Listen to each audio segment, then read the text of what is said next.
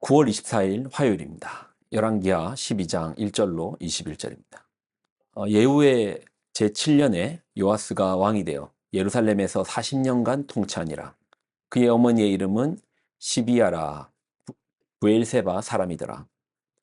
요아스는 제사장 여호야다가 그를 교훈하는 모든 날 동안에는 여호와 보시기에 정직히 행하였을 때 다만 산당들을 제거하지 아니하였으므로 백성이 여전히 산당에서 제사하여 분향하였더라.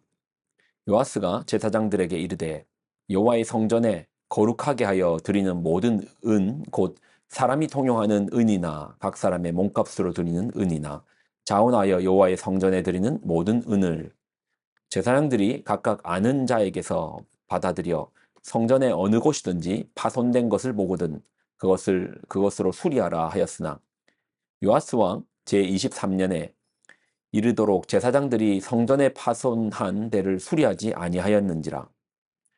요아스 왕이 대제사장 여호야다와 제사장들을 불러 이르되 너희가 어찌하여 성전에 파손한 데를 수리하지 아니하였느냐.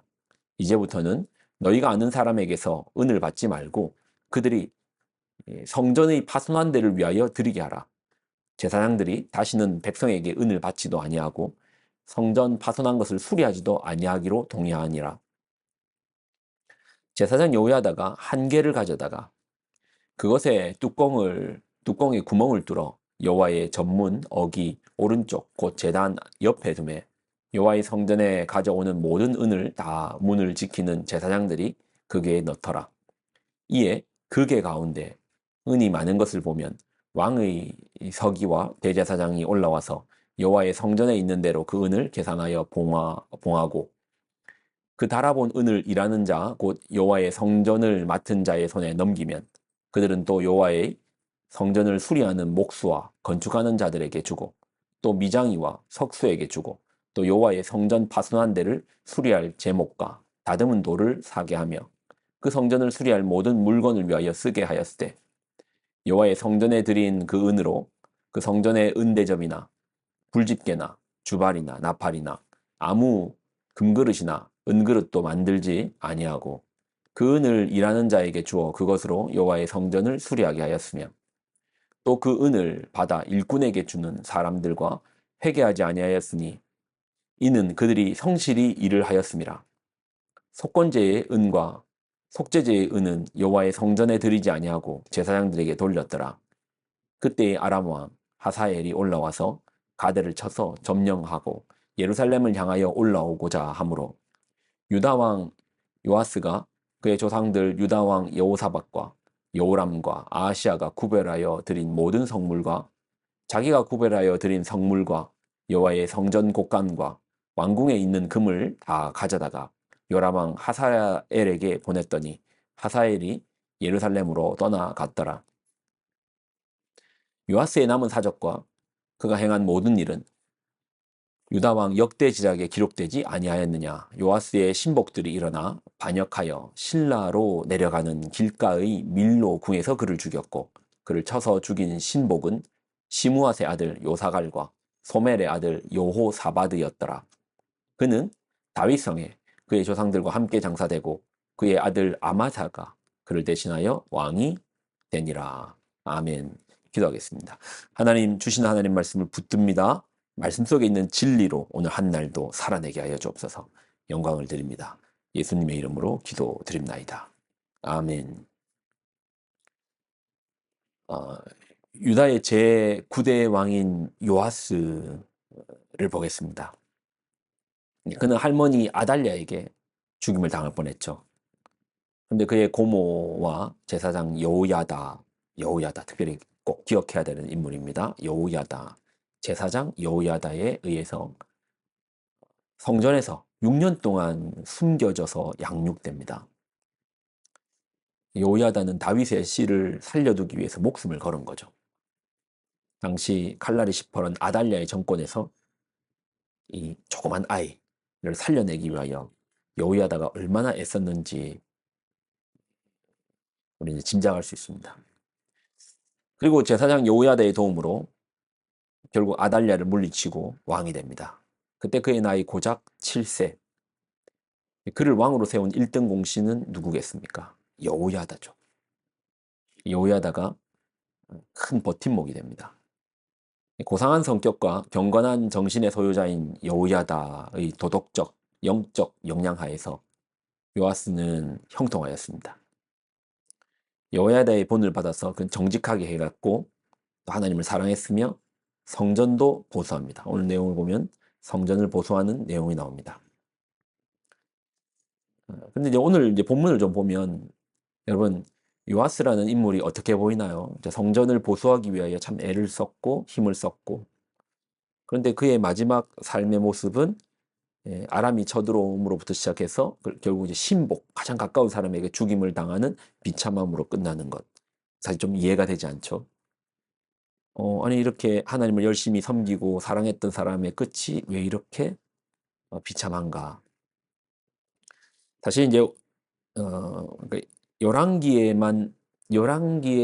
다 담지 못했던 이야기가 있습니다. 그게 이제 역대하에 나오거든요. 똑같은 내용 요아스의 이야기를 역대하에서 조명하는 게 있는데 그의 내용을 보면 그의 비참한 최후의 그 말로의 끝이 왜 그랬는지가 이해가 됩니다. 요야다가 죽고 난 이후에 그의 삶이 뒤바뀌거든요. 요아스의 삶이 이제 뒤바뀌는데 그가 이제 우상숭배자가 됩니다. 우상숭배를 해요. 특별히 이제 아세라상을 드리는 거예요. 자신의 의지인지 아니면 다른 어떤 이제 요야다라는 큰 버팀목이 사라지니까 사람들의 어떤 정치적인 입김에 의해서 그랬는지는 모르지만 분명한 것은 그의 정권에 우상이 들어서기 시작한 겁니다. 그러니까 아달랴라는 한 사람에 의해서 우상이 들어왔고 이걸 뿌리 뽑았다 싶었지만 그렇게 잘 사라지지 않아요. 잔가지들 또 잔뿌리들이 남아 있습니다. 그만큼 사단의 세력은 강력합니다. 요야다가의 죽음 이후에 요아스가 이제 우상숭배를 하는데 우상숭배를 하는 것에 의해서 누군가 책망을 합니다. 요아스에게. 이렇게 하시면 안 됩니다. 왜 이렇게 합니까? 이렇게 하시면 안 됩니다. 누가 그렇게 왕을 향해서 직언을 하는가? 책망을 하는가? 그가 바로 자신의 은인 요야다의 아들 스가랴입니다. 어쩌면은 요아스는 요야다를 따랐던 것만큼 스가랴를 마치 형처럼 또한 신하이자 형이자 이제 그랬을 것인데 스가랴가 책망하는 거예요. 웬 우상숭배입니까? 하나님의 성전을 보수하고 하나님을 사랑하던 당신이 어쩌다가 우상숭배자가 되었습니까? 책망하는 거예요. 그러니 요아스가 한 행동은 요야다의 은혜를 생각하지 않고 그의 아들 스가랴를 성전 뜰에서 돌로 쳐 죽입니다. 피를 흘리며 죽어가는 이제 스가랴가 마지막 기도를 하는데 그 내용이 여호와는 감찰하시고 신원하여 주옵소서. 이 상황을 좀 살펴주시고 복수해 주십시오라고 이제 기도한 겁니다. 예수님 역시 이 상황을 마태복음 23장에 이렇게 기록하는데 그러므로 의인 아벨의 피로부터 성전과 제단 사이에서 너희가 죽인 바랴가의 아들 사가랴 여기서 이제 사가랴가 스가랴의 피까지 땅 위에 흘린 의로운 피가 다 너희에게 돌아가리라. 스가랴가 죽어가면서 기도했던 것처럼 요아스는 1년도 못 돼서 아람왕 하사엘이 쳐들어옵니다. 어려움을 당하죠.